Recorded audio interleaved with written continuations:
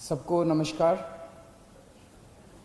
दोस्तों, दिल्ली में कोरोना काफ़ी फैला हुआ है और जनता के साथ मिलके, केंद्र सरकार के साथ मिलके हम इसे काबू करने की पूरी कोशिश कर रहे हैं एक तरफ, और दूसरी तरफ जिन लोगों को कोरोना हो जाए उनके इलाज की समुचित व्यवस्था करने की कोशिश कर रहे हैं। आज दिल्ली में लगभग 25,000 एक्टिव केसेस हैं। 33,000 लोग ठीक होके अपने अपने घर जा चुके हैं। 25,000 लोग ऐसे हैं जिनको अभी भी कोरोना है। अस्पतालों में इस टाइम 6,000 के करीब लोग हैं और 12,000 के करीब लोगों का उनके घर के अंदर इलाज चल रहा है। आज जैसा मैंने बताया, दिल्ली में 25,000 एक्टिव केस हैं। आज से ठीक एक हफ्ता पहले दिल्ली में 24,000 एक्टिव केस थे। एक हफ्ते के अंदर केवल 1,000 एक्टिव केस बढ़े। इसका मतलब लगभग जितने लोग बीमार ठीक हो रहे हैं उतने ही लोग बीमार हो रहे हैं। एक तरह से फिलहाल ऐसा लगता है कि थोड़ा सा स्टेबलाइज हो रहा है। पिछले दिनों में हमने टेस्टिंग बहुत बड़े स्तर पर टेस्टिंग 3 गुना कर दी है। 3 गुना से भी ज़्यादा हमने टेस्टिंग कर दी है। बीच में लोगों को अपना टेस्ट कराने में दिक्कत आ रही थी।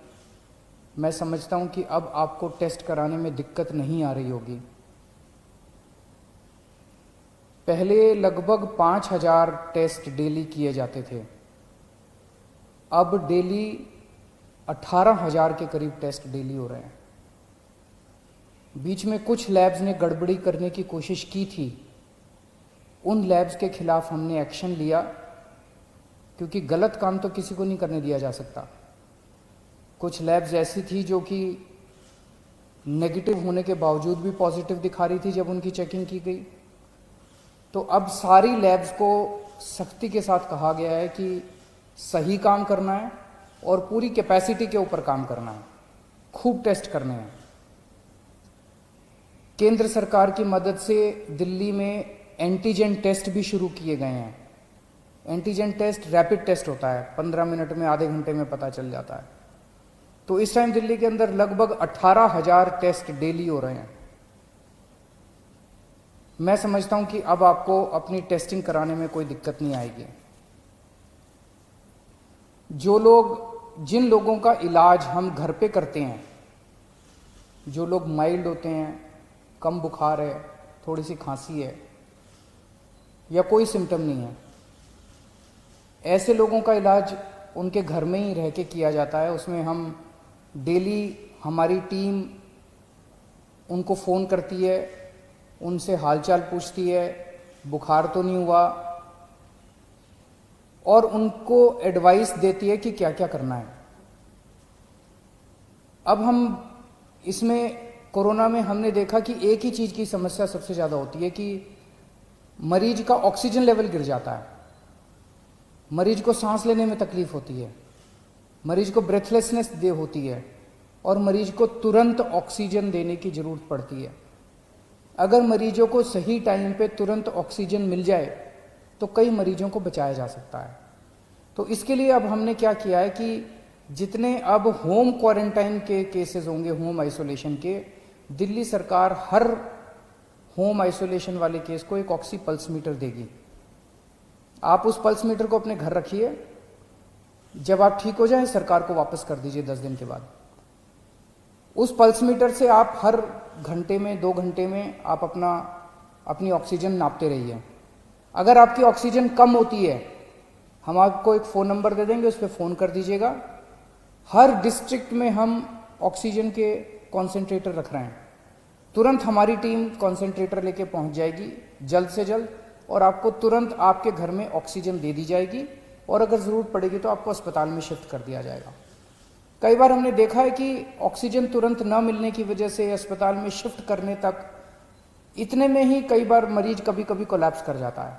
तो इसीलिए हर डिस्ट्रिक्ट के लेवल पे हम लोग ऑक्सीजन के कॉन्सेंट्रेटर रख रहे हैं, और अगर आपको ज़रूरत पड़ेगी तो कॉन्सेंट्रेटर पहले तुरंत आपके घर पहुंचा दिया जाएगा, ताकि आपको समय पे ऑक्सीजन मिल सके और आपको कंट्रोल किया जा सके। फिर आपको अस्पताल ले जाएंगे और अस्पताल में आपका इलाज किया जाएगा। 12 जून को दिल्ली के सारे अस्पतालों में मिला के 5300 बेड्स भरे हुए थे। आज की डेट में 6200 बेड भरे हुए हैं। तो लगभग 10 दिन में केवल 900 बेड भरे। इन 10 दिनों में 23,000 नए मरीज आए। 23,000 नए मरीजों में से केवल 900 बेड्स की ज़रूरत पड़ी, एक्स्ट्रा बेड्स की ज़रूरत पड़ी। इसके दो मायने हैं। एक तो ये कि जितने लोग अस्पताल में एडमिशन ले रहे हैं उतने ही लोग लगभग ठीक होकर घर भी जा रहे हैं, और दूसरा ये कि जितने नए केस आ रहे हैं इनमें सीरियस केस बहुत कम है। माइल्ड केस और एसिम्टोमेटिक केस ज़्यादा हैं जिनका हम घर पे इलाज कर रहे हैं। सीरियस केस बहुत कम है जिनको अस्पतालों की ज़रूरत पड़ रही है। तो लगभग बेड्स की स्थिति ऐसी है कि डेली बेसिस पे 150 एक्स्ट्रा बेड्स की ज़रूरत पड़ती है। उतने बड़े स्केल के ऊपर बेड्स की फ़िलहाल ज़रूरत नहीं पड़ रही है, लेकिन फिर भी हम हाथ पे हाथ रखे नहीं बैठे। मुझे बेहद खुशी है कि आज की डेट में एक तरफ जहां 6200 बेड ऑक्यूपाइड हैं, 7000 बेड खाली हैं। बीच में थोड़ी सी बेड की मारामारी हुई थी, लेकिन हमने युद्ध स्तर के ऊपर सारे अस्पतालों से बात करके सरकारी अस्पतालों में, प्राइवेट अस्पतालों में आपके लिए बेड्स का इंतजाम किया है। आज की डेट में 7000 बेड्स खाली हैं।